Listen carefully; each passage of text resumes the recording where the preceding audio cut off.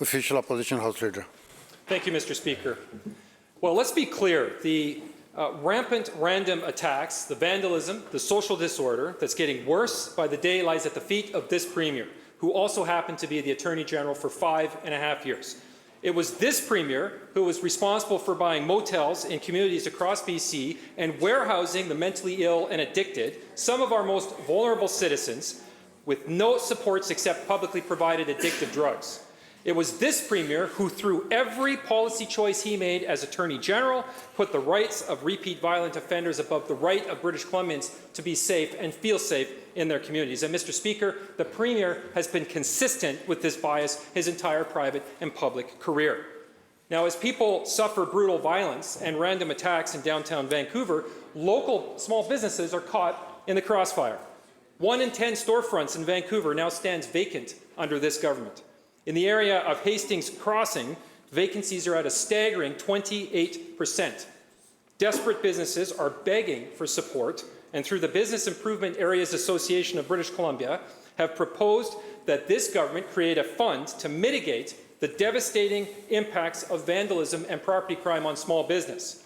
Broken windows, theft, and vandalism are costing shop owners thousands upon thousands of dollars, but there's no support for them in the NDP's budget. My question to the Premier is this: will the Premier reverse course and say yes to this proposal to create a fund to combat the soaring costs of random violence and vandalism that's literally decimating small businesses and communities right across British Columbia?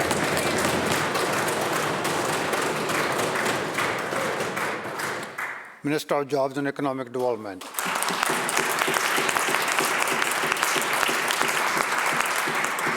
Thank you, Mr. Speaker, and thank you to the member opposite for the question. These are very challenging times for small businesses, Mr. Speaker, and I myself have been a small business person, and I think often about the challenges that these businesses are faced with.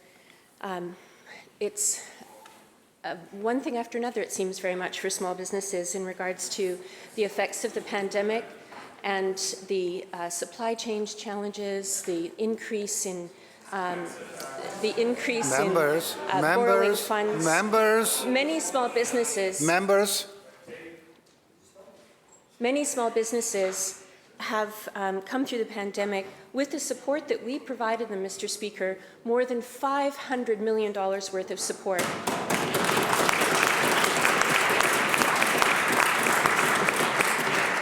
And while this is very helpful to small businesses, I am listening to small businesses, Mr. Speaker. They are facing challenges, and this is important to us. We know that small businesses make up 98% of the businesses in our communities, Mr. Speaker. They're incredibly important to us, and I look forward to continuing to do the work with them to ensure their success.